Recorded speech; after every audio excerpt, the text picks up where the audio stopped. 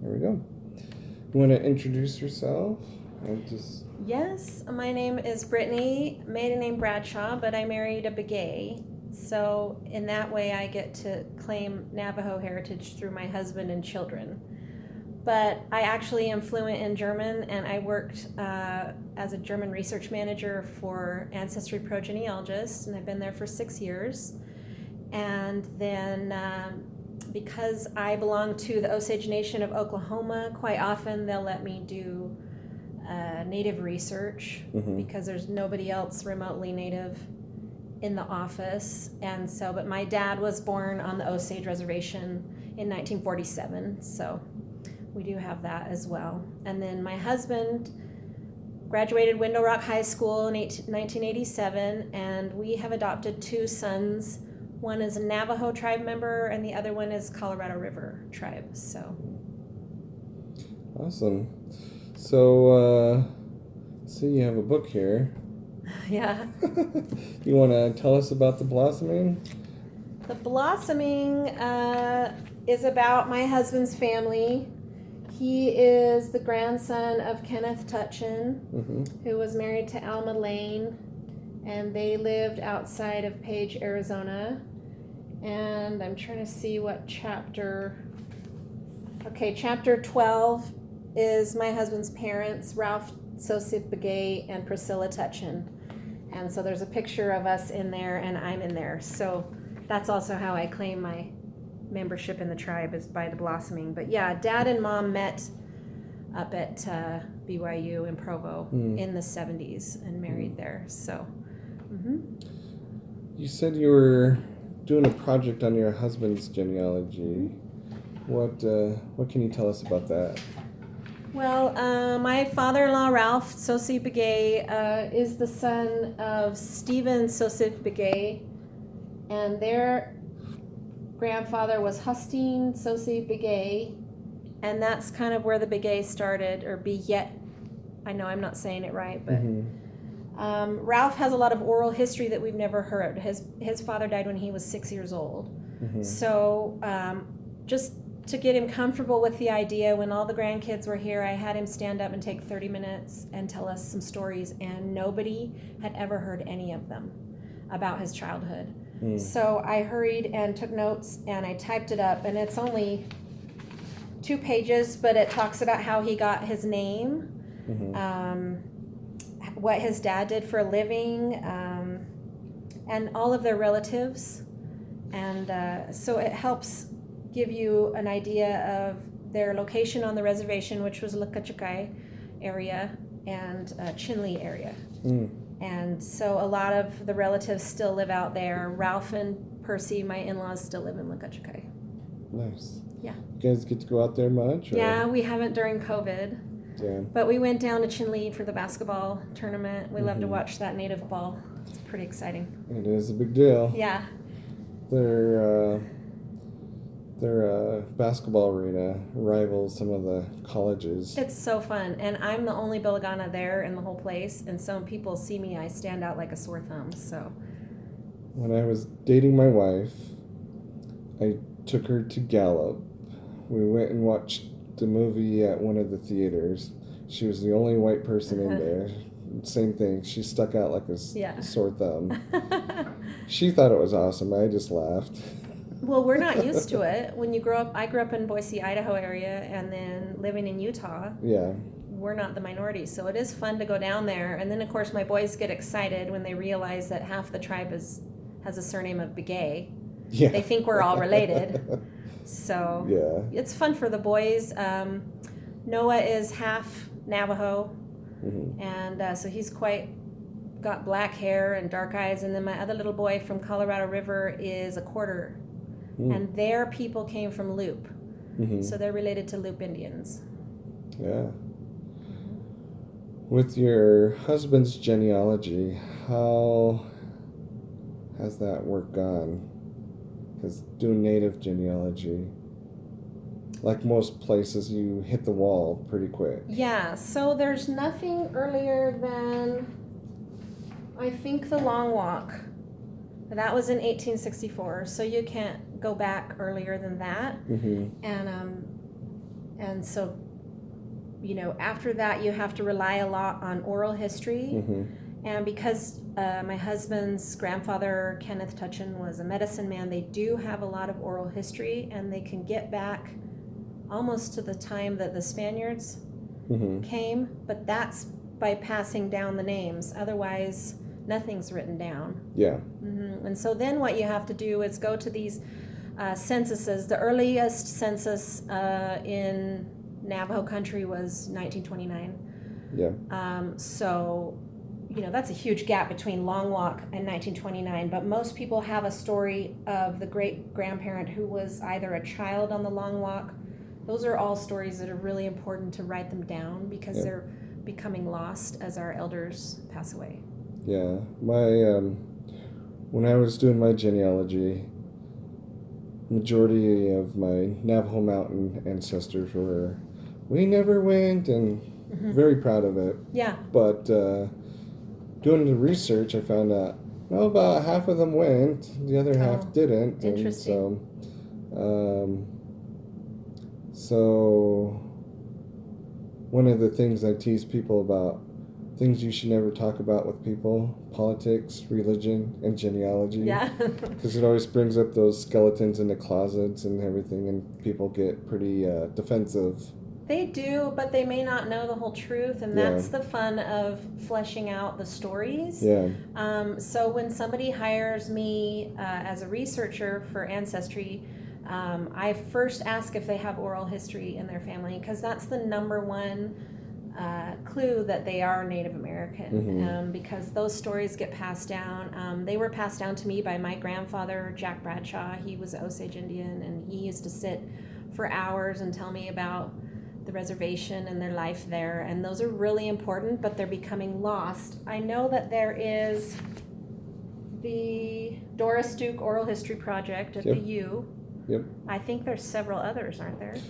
Well, the Doris Duke project was split up between, I want to say, like 6 to 7 different universities. Okay. University of Utah has a good collection of them. There's the audio collection, and only a small portion of the audio has been translated. Yeah. But a lot of people have problems with the translations because the Navajo language is always evolving. And so the early translations might not be as accurate as a modern day translation. So it helps to have a historian like yourself. Yeah. And you speak the language. A little, yeah. My husband's fluent, but he finds genealogy very boring. It can be. It can be. But yeah, there's the Doris Duke Oral Indian History, which is great.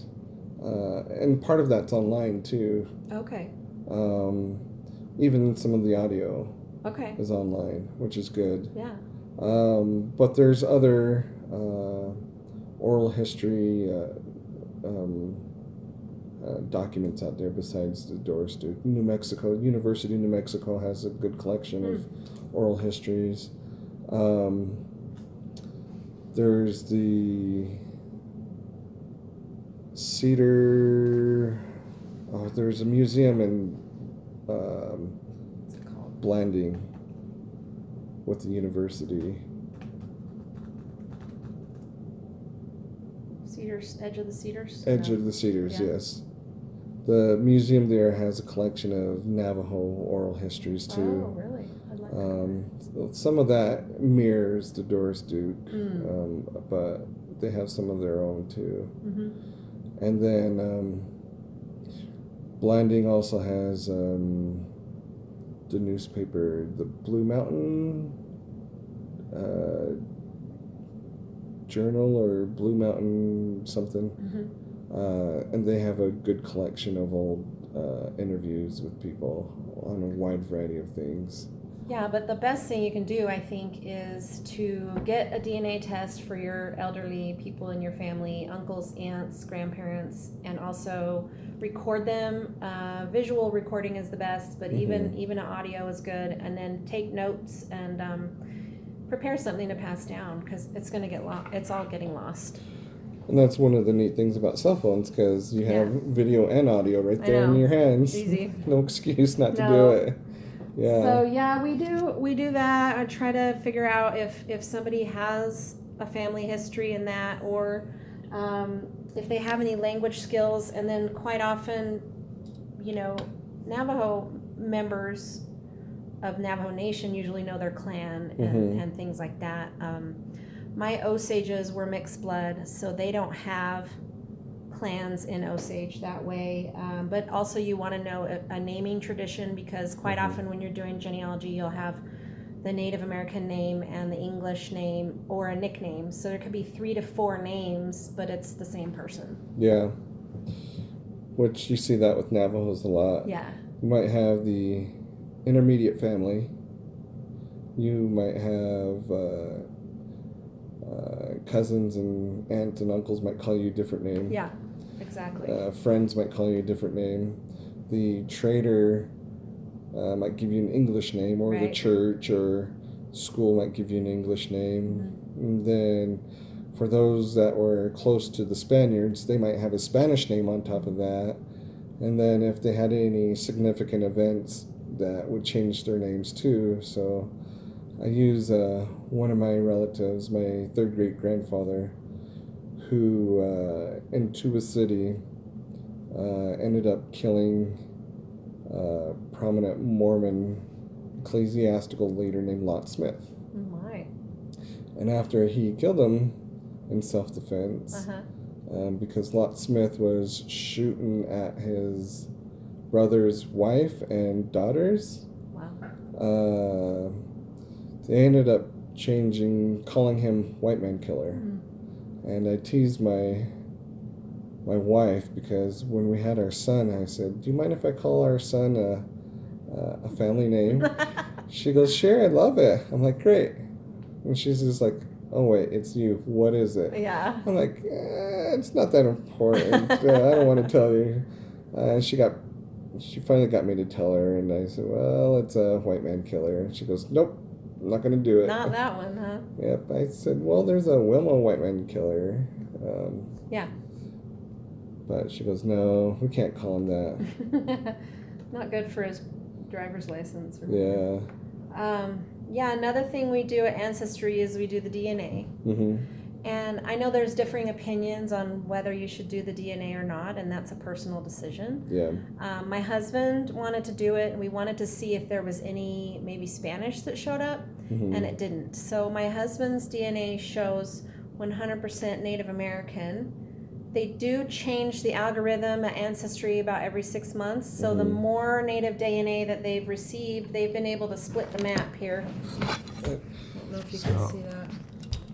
So they split it between the Mexican tribes and then Northern Native Americans. So you'll see, Italy doesn't count, but Indigenous Americas North, 76%, Indigenous Americas Mexico, 23%. And that's just because of the way they set up the map. Yes, and this is a recent change. So it's trying to be more specific to geographical. Yeah. Which I know causes concerns for a lot of natives that are from New Mexico, or Arizona. Whoops, I know what I'm doing now. Okay, let me show you another test. This is for my son Noah, and he is half Navajo. And you must know that all natives match each other. So you will show up as cousins to your native friends. So Noah shows up as North America Indigenous, 37%, and then Mexico Indigenous, 10%. And then way down here, because they're tweaking the algorithm, he's showing up as 1% Yucatan, 1% Colombia, Venezuela, or 1% Andes. But it's iffy. It just means he matches the most on his North American Indigenous. Yeah.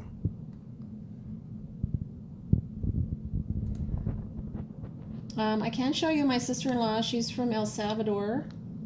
So her test would show up differently as far as the native goes. So you can be sure that they're differentiating.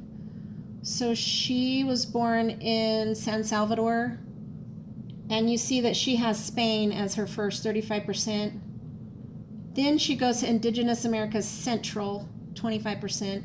And then, of course, because there are a lot of mixed blood down there, England, Ireland, and then, of course, she has African. So, and that's because of the settlement of the Southern Hemisphere. Yeah. So it does look quite different. It doesn't show that northern portion that my husband and my son show. Yeah. Huh.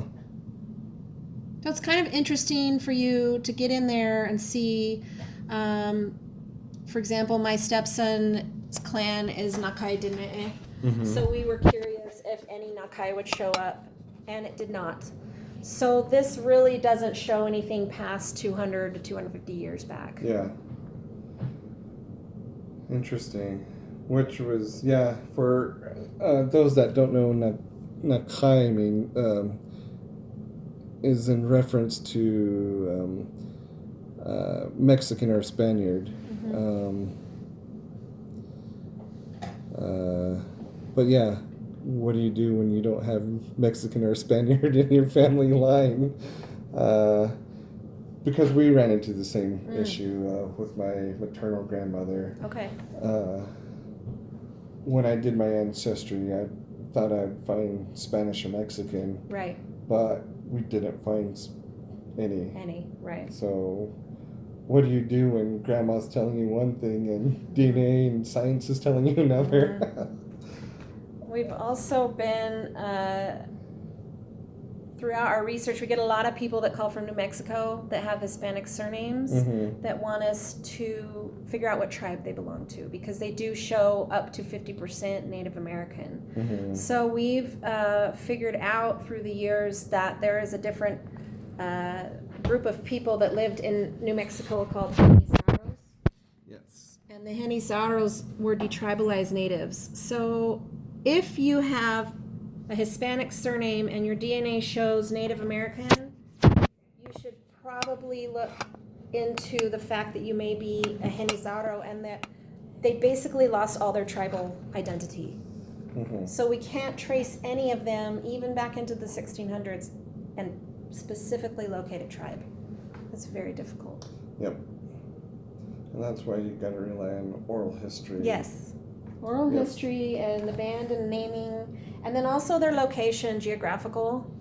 So where they lived on the reservation. I know they're nomadic. They're shepherds. You know, they took their sheep all over the reservation, but that'll tell you where they were enumerated by the census taker. Yeah. But then you have to be careful because the census taker, I have to read you this. The census taker was supposed to make Indian names easier for Euro-Americans. Yep, and so the rule is that if a name's too difficult or it's demeaning, and there's a couple other ifs, then the census taker has the authority to change a name.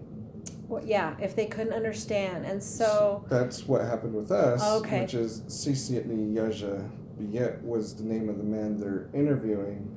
So part of that name comes from Sagi Canyon and Canyon de Chelly. Okay. So when you were translating the name, it's just basically saying there's a little man living in Canyon de Chelly.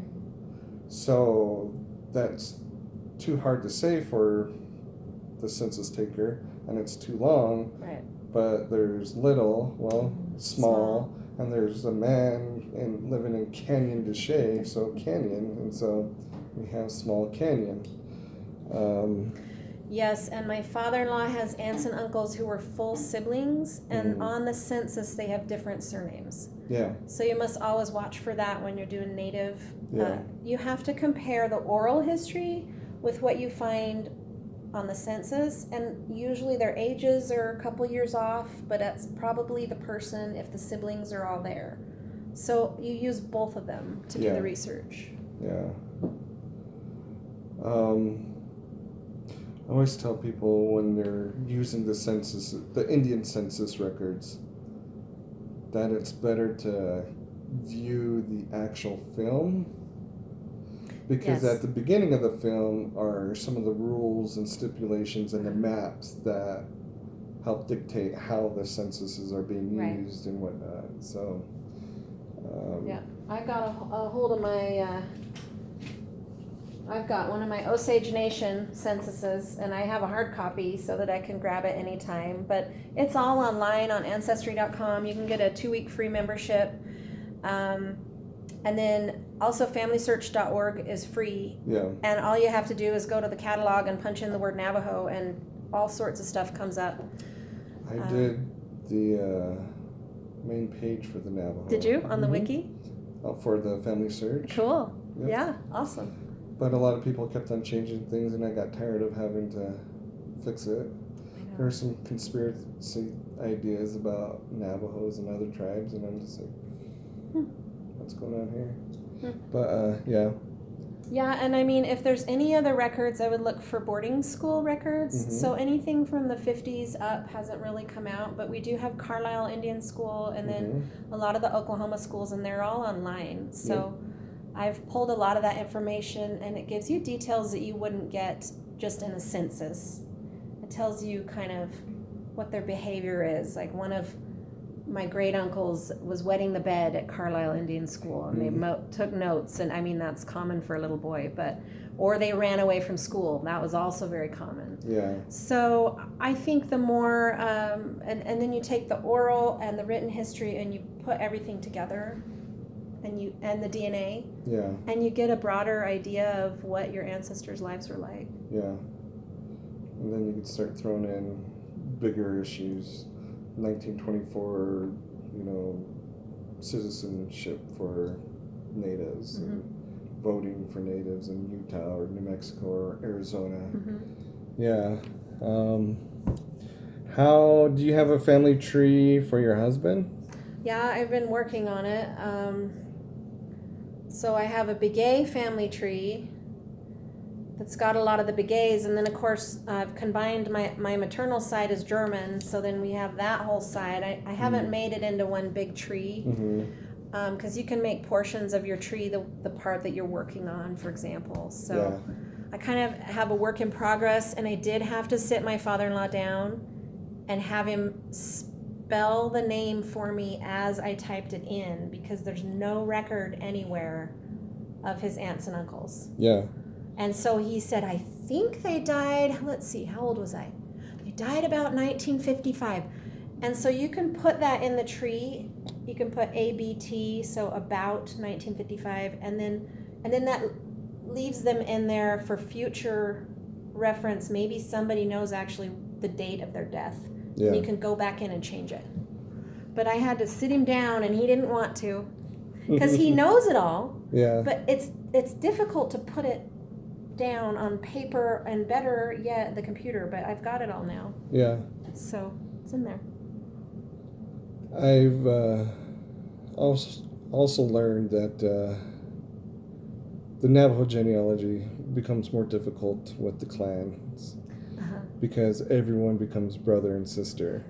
Eventually. So when you're asking who are your brothers and sisters, you have to be more specific. You do.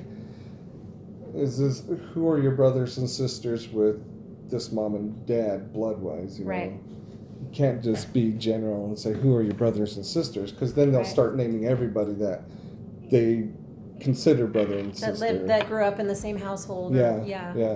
And then, of course, he had that different surname for his aunt, and I said, are you sure that that's a sibling? And he said, yes, the census taker gave her. So then that's when you want to go in and make notes. How did you come about this information? Who did you talk to? When I talk to my father-in-law, that's, a direct source. Yeah. If it's something that somebody heard from someone else, it's indirect. So the closer to the source you can get is better. Yeah. But yeah, it's exciting. I hope to get more stories from my father-in-law and my mother-in-law. They were very poor. They were sheep herders. She did get to go see the tree where she was born before her mother died. That was very special to her. Those are the sort of stories that get lost. And my in-laws are in their 70s now. And so I'm really glad that they've been able to allow us to write these stories down. Yeah. They're not all great stories either. You know, a lot of starvation, they lived in little tiny areas, they didn't have money, but those are important for our current generation to hear about, I think. Yeah, that's something I remind my kids about. I could give you the same thing for your birthday that I got for my birthday. Yeah. Big fat nothing sometimes. Oh, Yeah, sometimes they seem a little spoiled, but I guess that's partly my fault for spoiling them. Yeah, we're terrible. We let our kids have it all, don't we? Yeah. iPhones and everything. But yeah, I mean, when they hear of Grandpa and his mom had 8 little kids and she was a widow, and they had nothing, you know, and so he told a story where she had to go kill a chicken, stole it from the neighbors in the middle of the night, woke all the kids up, they ate the chicken, got rid of the evidence, but she's probably saved their lives. Yeah. So, I mean, these are really, really neat stories to hear. Yeah. But I'm really glad that I get to be a part of this. And like I said, I do a lot of different tribes. Never the same thing, never the same story. And every family has a different worthy story of being told. And I think that's what's the most important, is that we just don't want to lose this for our children and our grandchildren. Yeah. Do you have that family tree? This one is on Family Search. Oh, on Family Search. I have one on Ancestry, but it's not all the way. But this is my husband's family, and then my grandfather was the Osage Indian. So these are all. So then the Tutchin goes back a little ways, I think, and Alma Lane. Yeah. And then I think Stevens and Dorothy's goes back a little bit. Yeah, John Dick Davis. And these are all, see, we get back into a Gonzalez right there, and I don't know the story on that. That's all oral history. That other people have added to the tree. I didn't put that in. Yeah. So, yeah, you try to write in, and then you can put in additional names if they were known by other names, which is nice in Native family history because they usually have nicknames.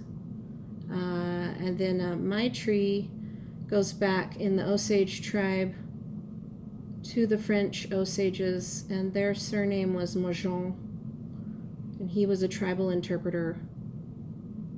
And then they lived in the Kansas City area, but were eventually pushed to Oklahoma Territory. Yeah. What's one of your favorite stories, or more memorable stories, that you've found out about your husband's family? I really like so they like to make fun of me because I'll go out there and sit around the fire while they're passing the sheep head around with the brains, and they'll be so nice, all his cousins, and they'll offer me some brains, and when I say no thank you, they all die laughing. And so apparently Grandpa Tutchin, if he had stayed a medicine man, would have eventually picked a grandchild to pass that tradition down to. And so he used to pick my husband to sit on his lap and share the sheep brains and the sheep eyeballs with him. So my husband loves that stuff. Yeah. I say no thank you, but that's a memory he has with his grandfather, who's been gone now for almost 30 years. Yeah. And the family still talks about it, and how, unless we tell those stories, how do you ever know that? Yeah. It is a delicacy. Yes. It is. Not for everybody. No, but not for Billigamas. No. Well, Irish eat a lot of That's true. parts of the sheep. Right.